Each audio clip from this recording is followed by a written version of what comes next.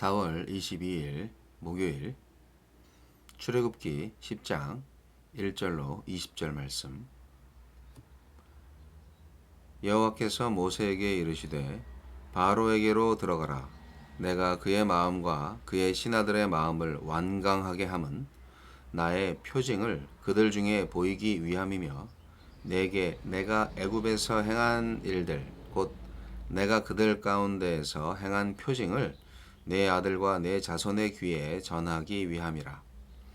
너희는 내가 여호와인 줄 알리라. 모세와 아론이 바로에게 들어가서 그에게 이르되 히브리 사람의 하나님 여호와께서 말씀하시기를 내가 어느 때까지 내 앞에 겸비하지 아니하겠느냐. 내 백성을 보내라. 그들이 나를 섬길 것이라. 내가 만일 내 백성 보내기를 거절하면 내일 내가 메뚜기를 내 경내에 들어가게 하리니 메뚜기가 지면을 덮어서 사람이 땅을 볼 수 없을 것이라. 메뚜기가 내게 남은 그것 곧 우박을 면하고 남은 것을 먹으며 너희를 위하여 들에서 자라나는 모든 나무를 먹을 것이며 또 내 집들과 내 모든 신하의 집들과 모든 애굽 사람의 집들에 가득하리니 이는 내 아버지와 내 조상이 이 땅에 있었던 그날로부터 오늘까지 보지 못하였던 것이리라 하셨다 하고 돌이켜 바로에게서 나오니 바로의 신하들이 그에게 말하되 어느 때까지 이 사람이 우리의 함정이 되리이까. 그 사람들을 보내어 그들의 하나님 여호와를 섬기게 하소서. 왕은 아직도 애굽이 망한 줄을 알지 못하시나이까 하고 모세와 아론을 바로에게로 다시 데려오니 바로가 그들에게 이르되 가서 너희의 하나님 여호와를 섬기라. 갈 자는 누구누구냐. 모세가 이르되 우리가 여호와 앞에 절기를 지킬 것인즉 우리가 남녀노소와 양과 소를 데리고 가겠나이다. 바로가 그들에게 이르되 내가 너희와 너희의 어린아이들을 보내면 여호와가 너희와 함께함과 같으니라. 보라, 그것이 너희에게는 나쁜 것이니라. 그렇게 하지 말고 너희 장정만 가서 여호와를 섬기라. 이것이 너희가 구하는 바니라. 이에 그들이 바로 앞에서 쫓겨나니라. 여호와께서 모세에게 이르시되 애굽 땅 위에 네 손을 내밀어 메뚜기를 애굽 땅에 올라오게 하여 우박에 상하지 아니한 밭의 모든 채소를 먹게 하라. 모세가 애굽 땅 위에 그 지팡이를 들매 여호와께서 동풍을 일으켜 온 낮과 온 밤에 불게 하시니 아침이 되매 동풍이 메뚜기를 불어들인지라. 메뚜기가 애굽 온 땅에 이르러 그 사방에 내리매 그 피해가 심하니 이런 메뚜기는 전에도 없었고 후에도 없을 것이라. 메뚜기가 온 땅을 덮어 땅이 어둡게 되었으며 메뚜기가 우박에 상하지 아니한 밭의 채소와 나무 열매를 다 먹었으므로 애굽 온 땅에서 나무나 밭의 채소나 푸른 것은 남지 아니하였더라. 바로가 모세와 아론을 급히 불러 이르되 내가 너희의 하나님 여호와와 너희에게 죄를 지었으니 바라건대 이번만 나의 죄를 용서하고 너희의 하나님 여호와께 구하여 이 죽음 많은 내게서 떠나게 하라. 그가 바로에게서 나가서 여호와께 구하매 여호와께서 돌이켜 강렬한 서풍을 불게 하사 메뚜기를 홍해에 몰아넣으시니 애굽 온 땅에 메뚜기가 하나도 남지 아니하니라. 그러나 여호와께서 바로의 마음을 완악하게 하셨으므로 이스라엘 자손을 보내지 아니하였더라. 메뚜기 재앙. 여덟째 재앙입니다. 바로가 이 죽음 많은 면하게 해달라고 할 만큼 극심한 재앙이 닥쳤습니다. 그러나 그런 재앙에도 바로는 완악한 마음을 꺾지 않습니다. 하나님은 어떤 분입니까? 바로와 그 신하들을 완강한 고집 속에 내버려 두심으로 표징을 세우려 하십니다. 하나님 백성의 역사 속에 계속해서 애굽 같은 학대자들이 나타나겠지만 그들의 완강함과 건재함은 하나님의 침묵이 아닌 계획입니다. 더 큰 불순종이 이어질수록 더 완전한 하나님의 심판이 준비될 것이고 그 결국은 하나님만이 유일한 참신이며 역사의 주인이시라는 확정일 것입니다. 여덟째 재앙으로 메뚜기 떼를 예고하십니다. 우박 재앙에서 남은 곡식과 채소들은 바로와 애굽에게 생존을 위한 마지막 희망이겠지만 그것마저 메뚜기 떼에 빼앗길 것입니다. 믿는 구석이 사라진 자기 절망의 때에 믿음이 시작됩니다. 내게도 하느님의 능력을 믿기까지 무엇이 더 필요하냐고 물으시는 것 같지 않습니까? 우리에게 주시는 교훈은 무엇입니까? 어느 때까지 3절 어느 때까지라는 하느님의 경고를 신하들이 반복합니다. 모세라는 함정에 애굽이 완전히 빠져서 멸망하기 전에 요구를 들어주라고 바로에게 간청합니다. 바로는 결국 이스라엘이 제사 드릴 수 있게 허락하지만 남자만이 아니라 가족은 물론 가축까지 함께 가겠다는 모세의 요구에 그건 예배 여행이 아닌 여호와가 함께 하시는 출애굽을 허락해 달라는 거 아니냐며 정색하고 너희에게 나쁜 일이 될 것이라며 위협합니다.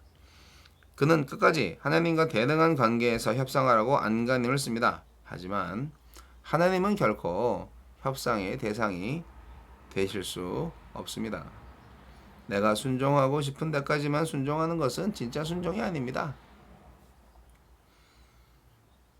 땅이 어두워지는 것은 흑암재앙, 죽음에 대한 바로의 언급은 장자재앙을, 바람으로 인해 메뚜기가 홍해에 빠지는 것을 홍해 심판과 연결됩니다. 메뚜기 재앙은 애굽의 모든 식량을 앗아갔고 바로가 애원하며 목숨을 구걸할 만큼 심각했습니다. 하지만 그는 스스로 회개의 기회를 이번만으로 제안합니다. 상황이 호전되자 그 서원을 다시 과거의 일로 묻어버립니다. 어려울 때 그토록 간절했던 내 기도와 약속 중에 삶이 수월해졌을 때 모른 척하고 있는 것은 없습니까? 주여, 어려울 때 드렸던 그 간절한 기도를 지금 회복하기를 원합니다.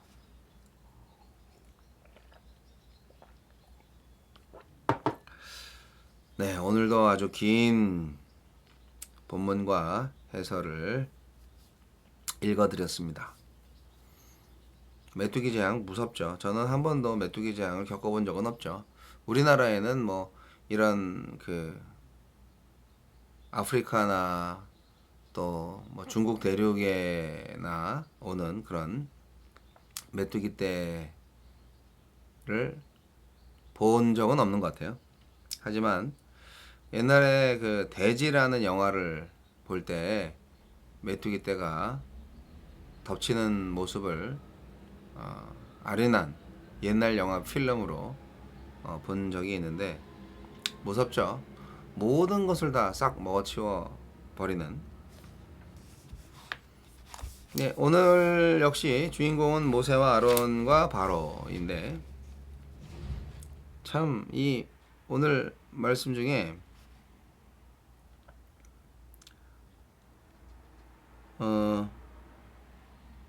어디였더라?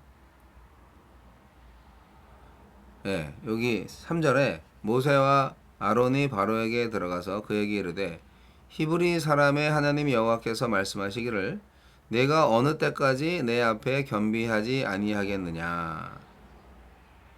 내가 어느 때까지 내 앞에 겸비하지 아니하겠느냐. 이 말씀이 확 찝혀지지 않으십니까? 교만한 우리들한테 모세 선지자를 통해서 우리에게 말씀하시는 것 같아요. 네. 어느 때까지. 네.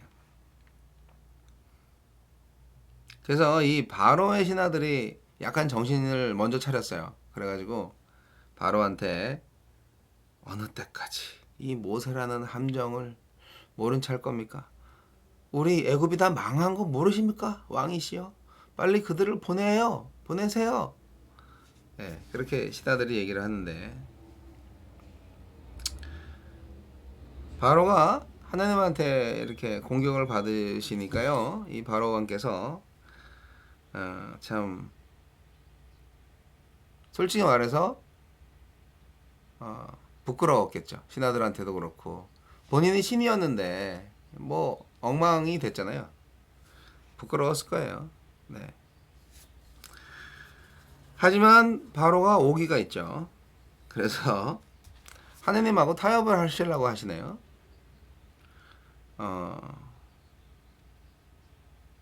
처음부터 분명히 애굽으로부터 이스라엘 백성을 다 데리고 나가겠다. 정확하게 누구 갈 거냐 물어봤더니 가축까지 다 데리고 나간다. 안 돼. 어른들만 데리고 가. 더 이상은 안 돼. 그리고 이제 협상 종료. 하느님하고 협상하려고 하시면 안 돼요. 지가 아브라함이야? 그럴 수 없고요. 하나님한테는요 순종하셔야 되는 거예요. 네. 바로는 하느님하고 협상할 위치가 안 돼요. 모세가 이미 말씀을 했고 모세 정도면 하느님하고 협상할 수 있어요. 예, 하지만 바로는 안 돼. 결국 메뚜기 재앙은 오게 되고 말았습니다. 하느님은 순종의 대상일 뿐 결코 협상의 대상이 될 수 없다. 경고가 현실이 되어서 메뚜기 떼가 덮쳤고요. 그리고 바로 왕은 애걸복걸합니다. 이제 재밌는 거는 스스로 회개의 기회를 이번만으로 제한합니다. 아직도 정신 못 차렸죠. 그리고 역시 메뚜기 떼가 지나가 버리니까 다시 옛날로 돌아옵니다. 이게 화장실 들어갈 때랑 나올 때랑 마음이 다르죠. 바보입니다. 죽을 텐데. 나라가 망하고 있는데 뭐 하자는 거예요 도대체. 하나님은 온 우주의 주권자이시고 통치자이십니다. 결코 고대 근동 국가들의 수호신이 아니에요. 하나님은 히브리인들만의 하나님이 아닙니다. 단지 세상에 당신의 뜻을 알리기 위해서 히브리 민족을 먼저 선택하셨을 뿐이에요. 그래서 히브리 민족들 역시 자신들이 전 세계의 대언자, 전 세계를 향한 하느님의 대언자가 되고 전 세계인들을 구원할 그런 제사장 민족으로서의 삶을 살았어야 되는데요. 자기들만 선택받았다고 교만의 극치를 달렸죠. 하나님은 또 인간의 요청에 의해서 좌지우지 되시는 분이 아닙니다. 하나님은 스스로 계신 분이에요. 그래서 하나님이 누구를 선택하든 그건 당신의 뜻이지 우리가 왈가왈부할 수 없습니다. 그렇기 때문에 하나님을 하나님으로 제대로 아는 것이 우리에게 필요합니다. 바로는 그걸 몰랐죠. 다신교인으로서 여러 신들을 섬기면서 그 중에 자신도 신으로 섬김을 받았던 존재라서요. 참 겸손해지기가 어려운 거예요. 그러다 보니 계속 망하는 길로 가고 있습니다. 자, 메뚜기가 왔습니다. 여러분, 여러분의 인생에 메뚜기 재앙과 같은 엄청난 재앙이 오지 않도록 재빨리 하느님한테 회개하시기 바랍니다.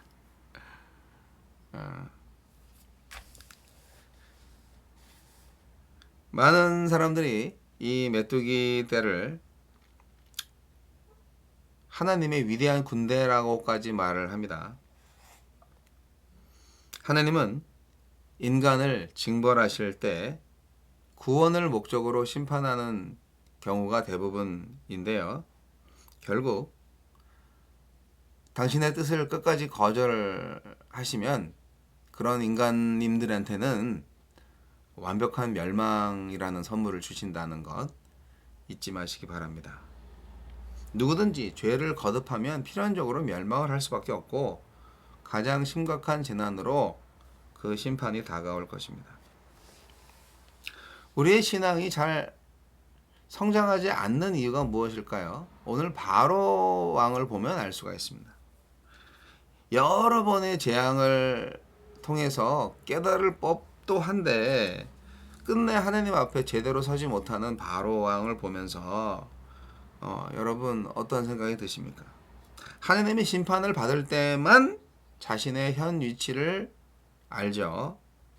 하지만 재앙이 끝난 다음에는 다시 오랫동안 지켜온 왕위라는 권위와 교만에 다시 빠져버리고 만 것이죠. 우리는 바로가 하나님의 존재와 그분의 능력을 지적으로는 이해했으나 마음으로는 믿지 못했다는 것을 알 수가 있습니다. 그가 온전한 믿음을 갖지 못했던 이유는 아마도 하나님과 세상을 동시에 얻으려고 하지 않았나, 그런 마음이 있지 않았나라는 생각을 합니다. 우리는 하나님과 세상을 함께 소유하려고 하는 마음이 있어요. 세상의 미련을 둔 채로 자기의 신앙이 좀 더 성장하기를 바라는 마음이 우리 성도님들한테 있지요. 하지만 신앙이 좀채로 성장하지 않는 이유가 바로 거기에 있는데 하나님을 향해서 걸어가는 것과 동시에 자신의 뒤를 바라보기 때문입니다. 현실적인 이해관계, 욕망의 수렁 속에 빠져서 결국은 한 발자국도 움직이지 못하는 신앙 성장이 안 되는 우리의 모습을 바로왕을 통해서 발견할 수가 있습니다. 예수님 말씀하셨습니다. 누가복음 9장 62절에 손에 쟁기를 잡고 뒤를 돌아보는 자는 하나님의 나라에 합당치 아니하니라. 이처럼 인간적인 모든 명예와 재물을 향한 욕망과 또 이제까지 세속적인 습관에서 벗어나지 않고는 결단코 신앙이 성장할 수 없습니다. 여러분, 현실의 안락함을 박차고 일어나셔서 앞으로 전진하십시오. 하느님의 권능과 하느님의 이름을 오용해서 자신의 현세적인 만족과 심리적인 안정을 도모하려는 극단적인 이기심의 발로 바로왕처럼 살지 마십시오. 오늘의 경고. 여러분, 메뚜기가 오고 있습니다.